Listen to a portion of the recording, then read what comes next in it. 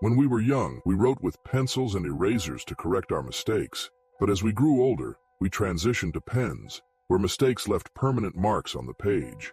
This shift mirrors the philosophy of life. Even the smallest misstep can leave an indelible mark. 7 wildlife officers learned this lesson the hard way, making a critical error that forever altered their lives. Join us as we delve into their stories and the consequences they faced.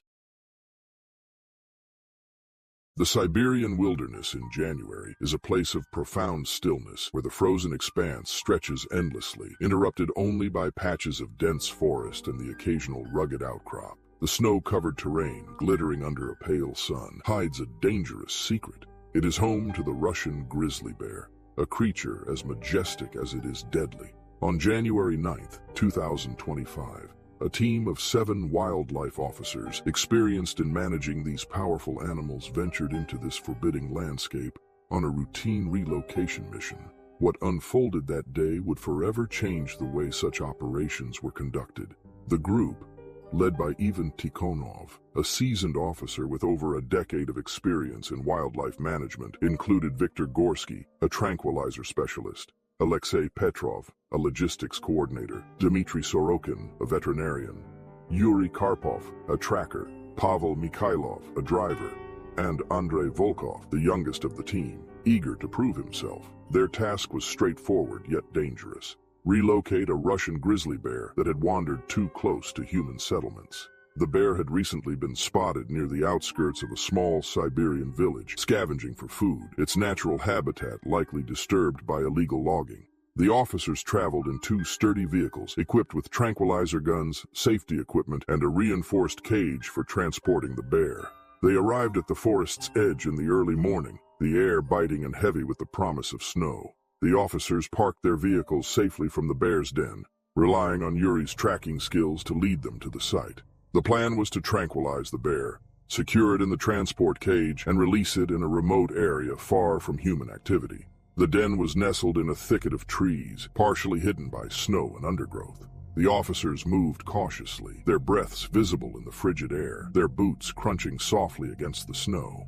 Ivan instructed the team to spread out, positioning themselves strategically to block the bear's escape routes. The atmosphere was tense but focused. They had done this many times before. As the group prepared their equipment, Pavel, distracted by a crackling message on the radio, accidentally left the driver's door of one vehicle ajar. It was a small oversight, but one with catastrophic consequences. Unbeknownst to the team, the bear, already on edge from the commotion near its den, had been watching them. Drawn by the scent of food left in the vehicle, it emerged suddenly from the thicket, a massive, hulking figure against the snowy backdrop. The first officer to notice the bear was Victor, who warned the others. The bear, agitated and aggressive, charged directly toward the open vehicle. The team scrambled to deploy their tranquilizers, but the situation rapidly descended into chaos. The bear's sheer speed and ferocity caught them off guard. Before anyone could react, it reached the vehicle, its powerful claws ripping through the seats as it searched for the source of the scent. Pavel, attempting to retrieve the tranquilizer gun from the back of the vehicle, became the bear's first target. The animal lunged at him, its massive jaws clamping down on his shoulder, dragging him to the ground. The team, horrified but determined, tried to intervene. Ivan and Victor fired tranquilizer darts, but the thick fur and adrenaline-fueled rage of the bear rendered the initial doses ineffective. Alexei and Dmitry rushed to assist Pavel, but the bear swiped at them with terrifying force, its claws tearing through their protective clothing. The clearing erupted into a frenzy of shouts and growls. The snow stained crimson as the bear turned its attention to the remaining officers. Yuri and Andrei, positioned farther from the vehicle, attempted to flank the animal, hoping to draw it away from their fallen comrades. Andrei, armed with a tranquilizer gun, managed to land a shot on the bear's flank, but it only seemed to enrage the creature further. The bear charged at him, knocking him to the ground before Yuri could react. Seeing his team overwhelmed, Ivan shouted orders to regroup, but the bear's ferocity left little room for coordination. One by one, the officers fell, their attempts to subdue the animal futile against its raw power. The bear, its primal instincts fully awakened, delivered swift and devastating blows, leaving no chance for survival. The attack lasted mere minutes but felt like an eternity. When the bear finally retreated into the dense forest, the clearing was silent, save for the wind and the soft patter of falling snow. The 7 officers' bodies lay scattered, their equipment broken, and their mission tragically unfinished. A search team discovered the scene hours later, sending shockwaves through Russia's wildlife management community. The scale of the tragedy was unprecedented, raising urgent questions about the safety protocols for handling dangerous predators in remote regions. Investigators determined that the bear's heightened aggression was likely due to its disrupted habitat and the stress of human intrusion near its den. The open vehicle door and the scent of food only exacerbated the situation, creating a perfect storm of circumstances that led to the attack. The loss of Ivan, Viktor, Alexei, Dmitry, Yuri, Pavel, and Andrei devastated their families, colleagues, and the broader conservation community. Vigils were held in their honor, and their names became a solemn reminder of the risks faced by those who work to protect and manage wildlife. The incident spurred significant changes in safety protocols, including mandatory double checks of all vehicles and equipment, increased use of remote tranquilizer delivery systems, and enhanced training for officers on handling high-stress encounters with predators. In the aftermath, the bear was not pursued. Wildlife experts argued that the attack was not the result of malice, but rather a tragic intersection of human error and instinct. The forest, as unforgiving as it is beautiful, had simply reminded humanity of its place in the natural order. Though tragic, the deaths of the 7 officers led to greater awareness and improvements in how dangerous predators were managed, ensuring that their sacrifice was not in vain. The early summer morning of June 18, 2015, dawned clear and cool in the rugged wilderness of Wyoming.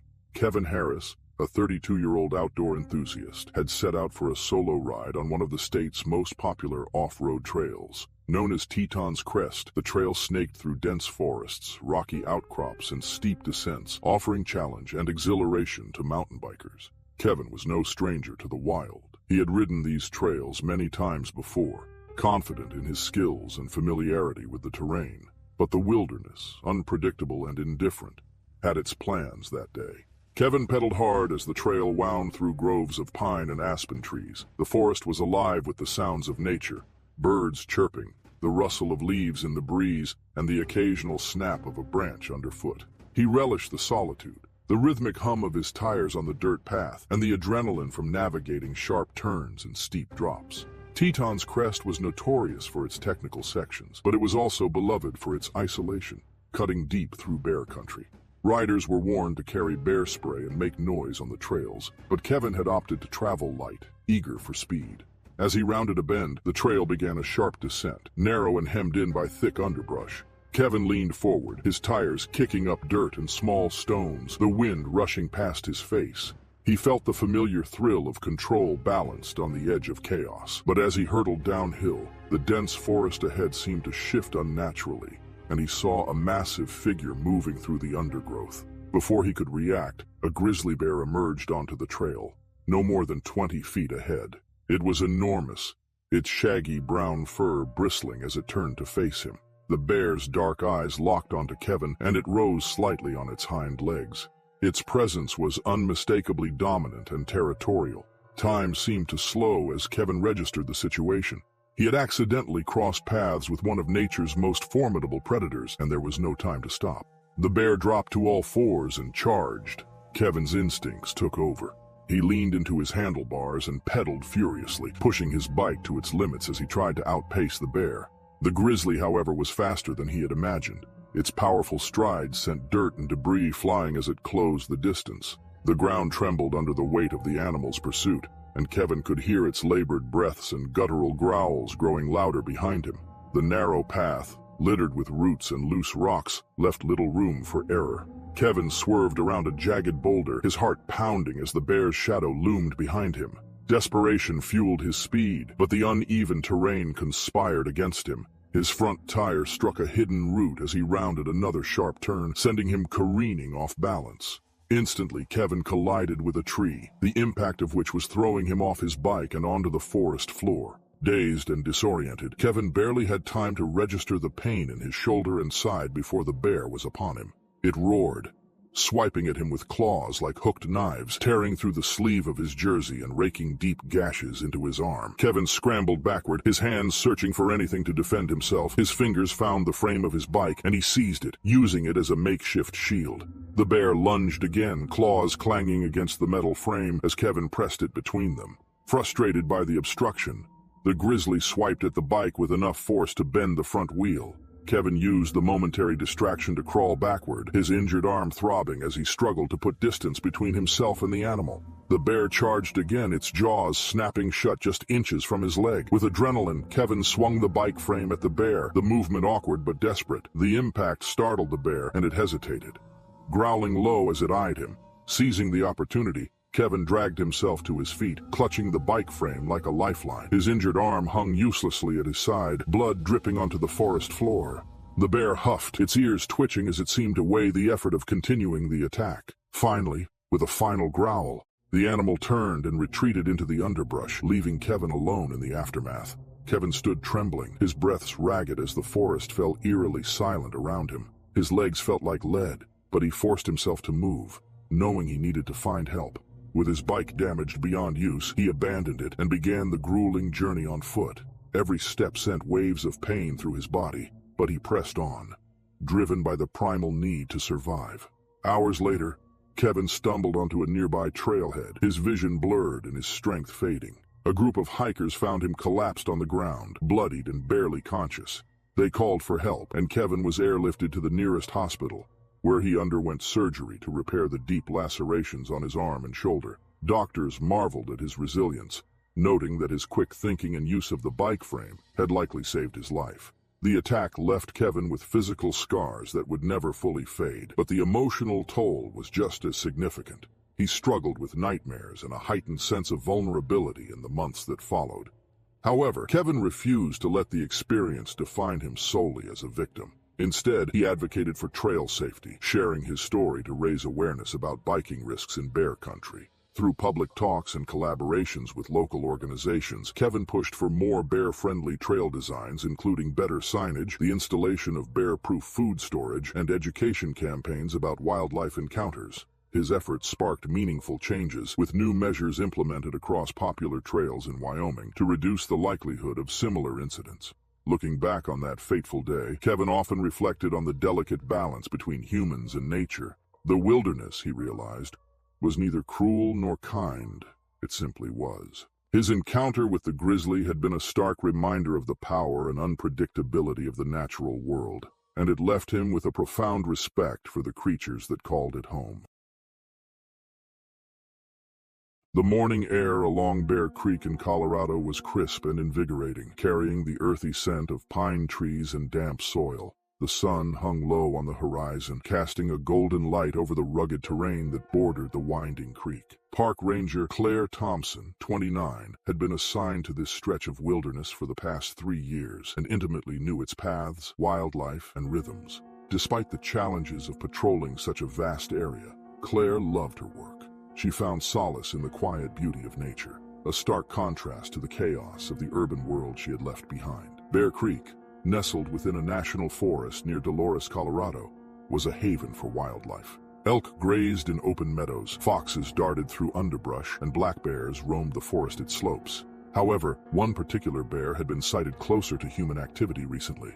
Reports trickled in of a large black bear foraging near campsites and picnic areas, drawn by the smell of food left behind by careless visitors. Though the bear hadn't displayed overtly aggressive behavior, its increasing proximity to people had become a concern. Claire was tasked with monitoring the situation during her routine patrol.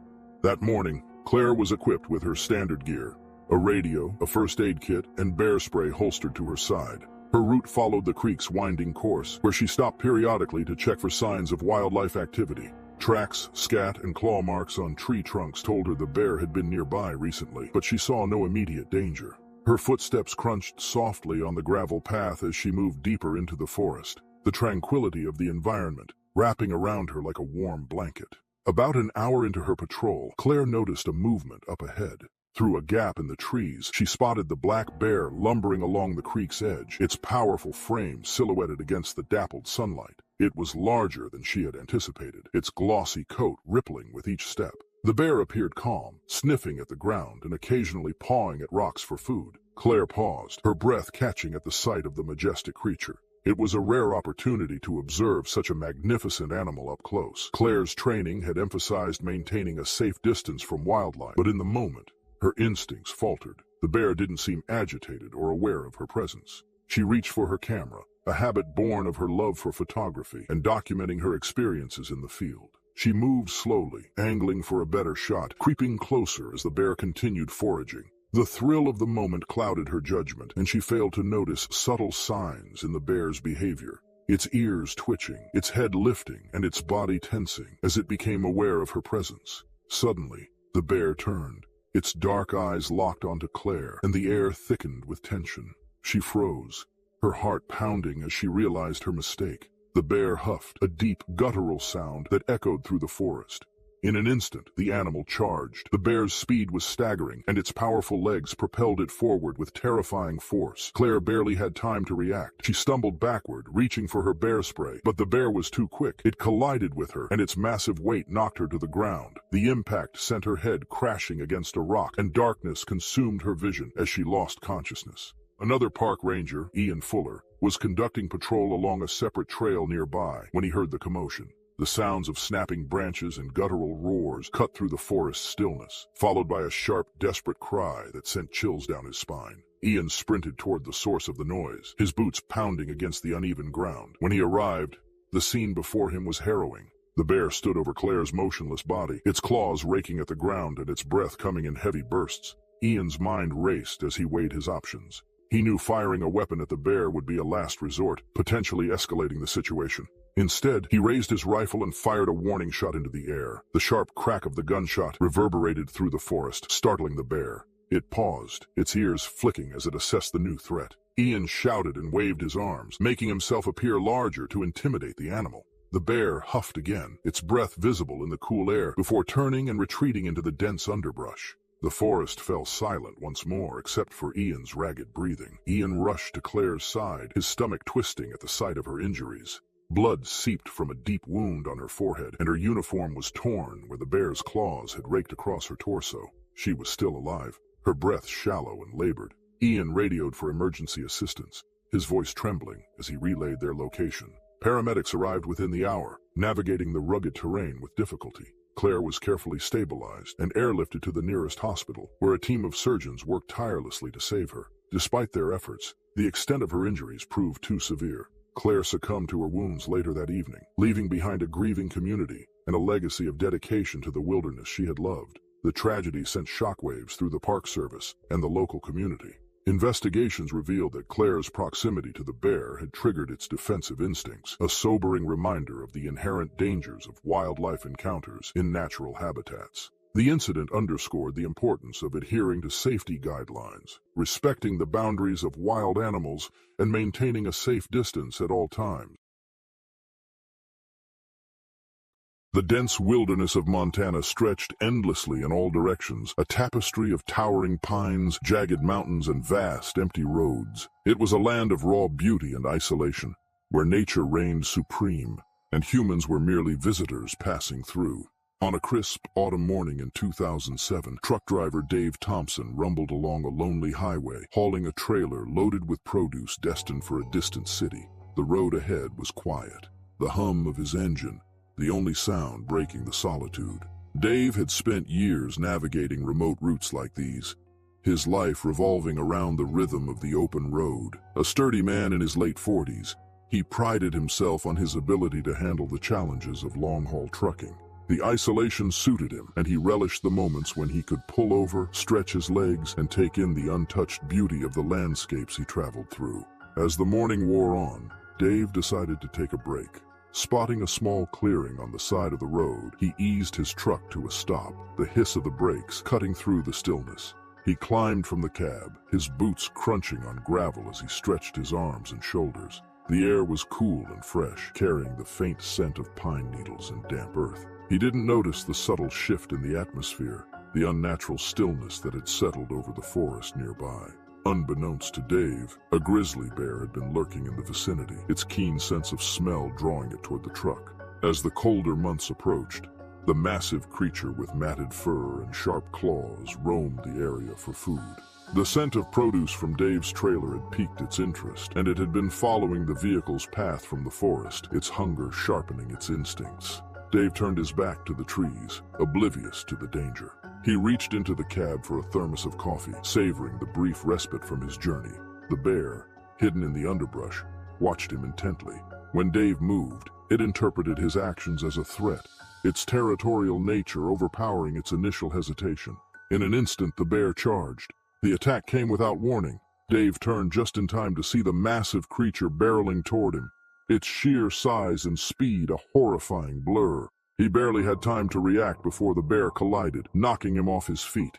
The impact sent him sprawling onto the gravel, his breath forced from his lungs in a sharp gasp. The bear wasted no time, its primal instincts driving it to secure what it saw as its territory. Its claws raked across Dave's side, tearing through his jacket and into his flesh. Pain seared through him as he struggled to shield himself, his arms raised in a futile attempt to fend off the onslaught. The bear's teeth sank into his leg and he screamed, echoing into the wilderness. Desperation took hold. Through the haze of pain and adrenaline, Dave's hand groped blindly for anything he could use as a weapon.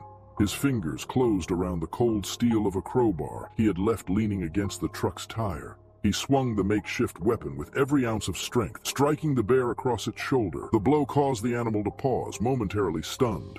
Dave seized the opportunity, swinging again, connecting with the bear's snout. The grizzly snarled, its eyes wild with rage and confusion. Blood dripped from its muzzle, and it backed away slightly, assessing its prey. Dave struggled to his feet, his body trembling and his breaths ragged. He leaned against the side of the truck for support, the crowbar held tightly in his bloodied hands. But the bear wasn't finished. It lunged again, swiping at Dave with a massive paw. The force of the blow sent him crashing back to the ground, his head striking the gravel. Stars danced in his vision, and his grip on the crowbar slackened. The bear loomed over him, its hot breath filling the air, and for a moment, it seemed as though the fight was over. Then, as suddenly as it had begun, the bear stopped. Whether it was the lingering pain from Dave's blows or the distant hum of an approaching vehicle, something caused the animal to retreat. It let out a low growl before turning and lumbering back into the forest, its massive frame disappearing into the shadows. Dave lay motionless on the ground, his body a broken testament to the brutality of the attack. Blood pooled around him, staining the gravel as his breaths grew shallow. A passing motorist, alerted by the unusual sight of the parked truck and the commotion, pulled over and rushed to his aid. The man knelt beside Dave, his face pale as he surveyed the extent of the injuries. An emergency call was placed, and paramedics arrived as quickly as the remote location allowed. They worked frantically to stabilize Dave, but the damage was too severe. He had lost too much blood, and the wounds to his side and legs had caused irreversible trauma. Despite their efforts, Dave succumbed to his injuries before he could be transported to a hospital. The news of the attack sent shockwaves through the community and beyond.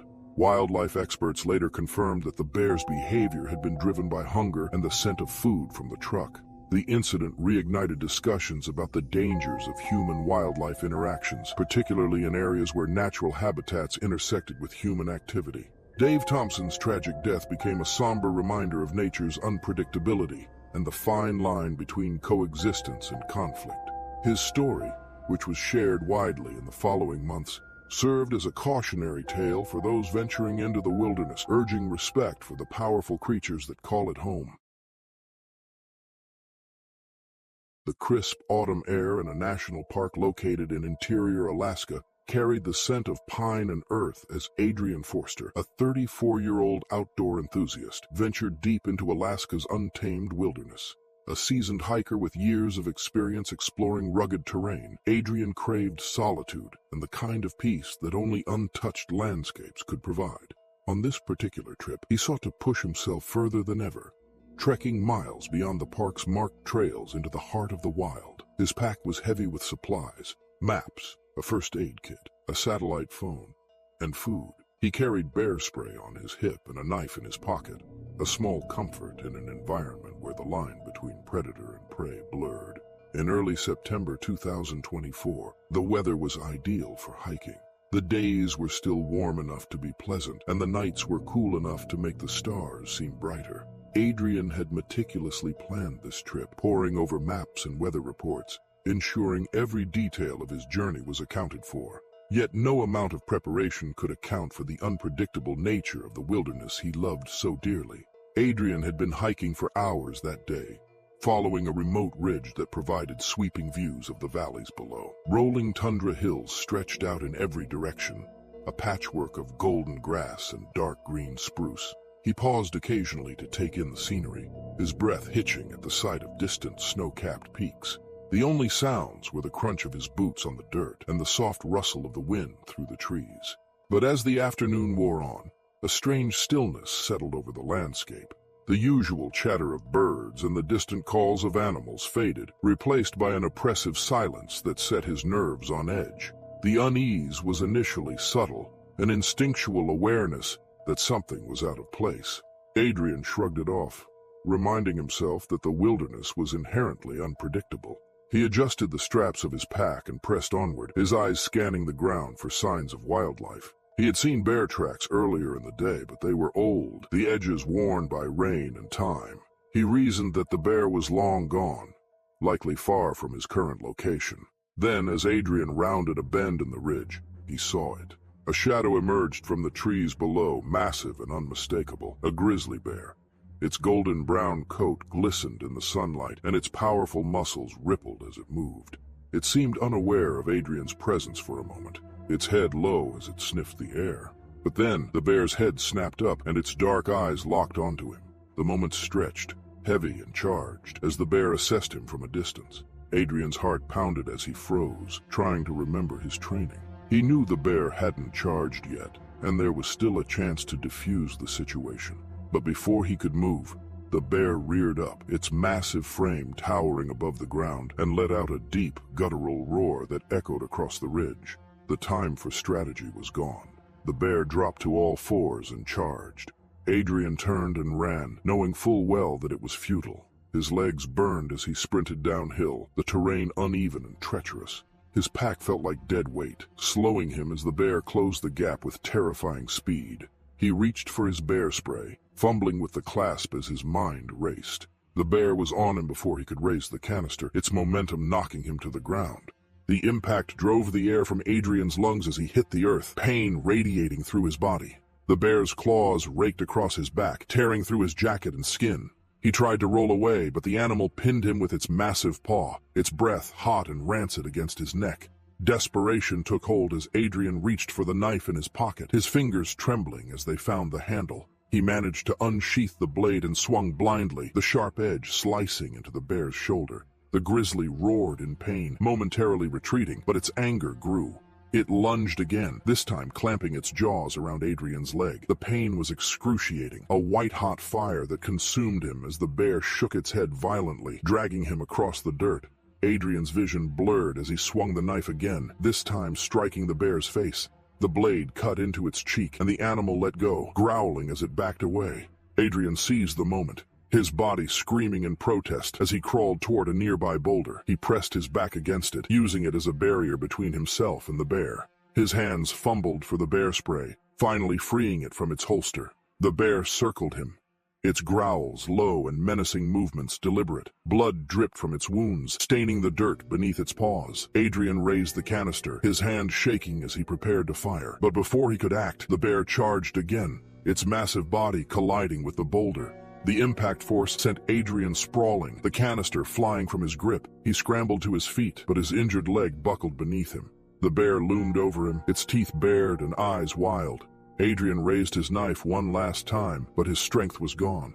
The animal struck him with a devastating blow, and the world darkened. Days later, a search team found Adrian's body near the ridge. His pack lay nearby, its contents scattered across the ground, and claw marks scarred the surrounding rocks. The grizzly was nowhere to be seen, having returned to the forest after the attack. Adrian's death sent shockwaves through the park and the wider outdoor community. He had been experienced, prepared and cautious, yet none of it had been enough to save him from the unpredictable dangers of the wild. Following the tragedy, park officials urged hikers to take even greater precautions when venturing into grizzly territory. They emphasized the importance of traveling in groups, making noise to avoid surprising wildlife and carrying bear spray within easy reach. Adrian's story became a sobering reminder of nature's raw power and the thin line between adventure and survival. For those who followed in his footsteps, the wilderness would never feel the same again. 2024. The dry October air was heavy with the scent of sagebrush as Mark and Jason Keller walked the perimeter of their family's remote ranch in the foothills of Wyoming's Wind River Range. The brothers, aged 37 and 34, had grown up on this land, tending livestock and working long days under the wide open skies. They knew it was a life filled with hard labor and moments of quiet beauty. As the sun climbed over the horizon that morning, they set out to check on sheep grazing in a distant pasture near the forest's edge. The ranch bordered miles of wilderness, a landscape teeming with wildlife. The elder brother, Mark, carried a weathered rifle over his shoulder, a precaution more than anything else. Predators were a rare nuisance, and the brothers had grown confident in handling the occasional coyote or stray wolf. Carrying a pitchfork, Jason trailed behind, scanning the landscape for signs of trouble. The sheep were spread across a gentle slope, their bleats punctuating the morning. As they moved closer, they noticed an unusual tension among the herd. The sheep clustered tightly together, their heads low and their movements skittish. Mark stopped, narrowing his eyes at the tree line. That was when they saw it, a large black bear moving through the underbrush. Its sleek fur was matted in places, and a patch of dried blood stained its side. The bear moved awkwardly, its gait uneven. At first, the brothers were surprised. Black bears were not uncommon in this part of Wyoming, but they rarely came so close to human activity, especially during daylight hours. Something about this bear felt different. Its movements were erratic, and its head swung low as if disoriented. Mark's brow furrowed as he whispered instructions to Jason, gesturing toward the sheep. They both understood the importance of protecting the livestock, but neither realized the danger they were walking into. The brothers began shouting, their voices cutting through the crisp air. They banged their tools against rocks and fence posts, hoping to scare the bear off.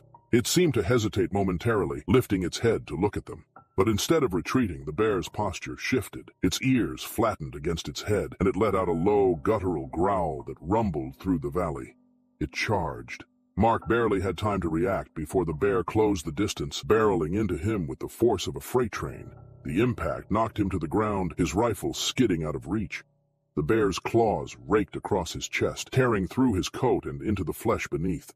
Mark screamed, the sound raw and primal, as he struggled to fend off the massive animal. Jason froze for a split second, the scene unfolding like a nightmare. Then instinct took over.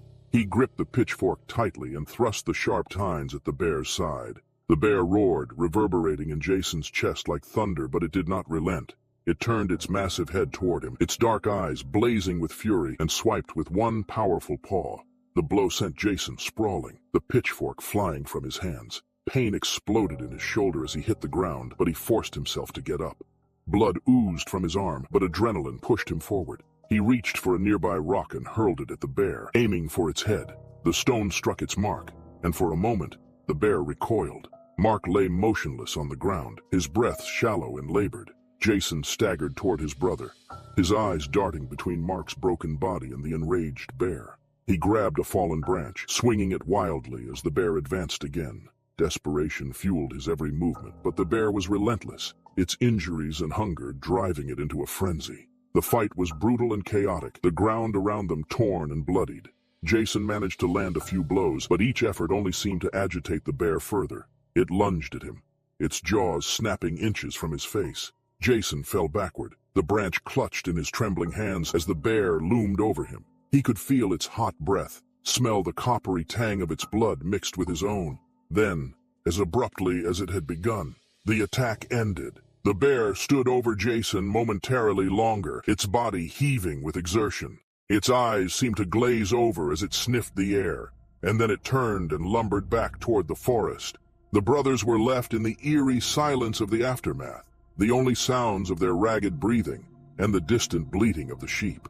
Jason crawled to Mark, his heart sinking at the sight of his brother's lifeless eyes staring up at the sky. He pressed his hand to Mark's chest, but there was no heartbeat, no sign of life. Tears blurred his vision as he realized he was too late. Despite his injuries, Jason knew he had to get help. He stumbled to his feet, clutching his bleeding arm, and began the long trek back to the ranch. Every step was agony, but the thought of alerting anyone kept him moving. When he finally reached the ranch house, he collapsed on the porch, his body giving out from pain and exhaustion. Emergency responders arrived within the hour, alerted by a frantic call from Jason's wife. They found Mark's body near the pasture, surrounded by evidence of the violent struggle. Jason was airlifted to the nearest hospital, where he underwent emergency surgery to repair the damage from the bear's claws and teeth. He survived, but the physical and emotional scars would remain with him for the rest of his life. The incident sent shockwaves through the small ranching community. Wildlife experts later determined that the bear had likely been injured in a territorial fight with another bear, leaving it desperate and more aggressive than usual. Its weakened state had driven it closer to human activity in search of an easy meal, leading to the fatal encounter with the Keller brothers. Discussions about wildlife safety and preparedness gained renewed urgency in the following weeks. Ranchers were urged to carry bear spray and ensure they had clear plans for deterring predators without putting themselves at risk. Jason became a reluctant advocate for these measures, sharing his harrowing story to prevent others from making the same mistakes. Mark's death was a devastating loss, a reminder of the fragile balance between humans and the wild. For Jason, the memory of that day would never fade. The sight of his brother fighting for his life, the deafening roars of the bear, and the realization that even the most experienced outdoors people are not invincible in the face of nature's raw power.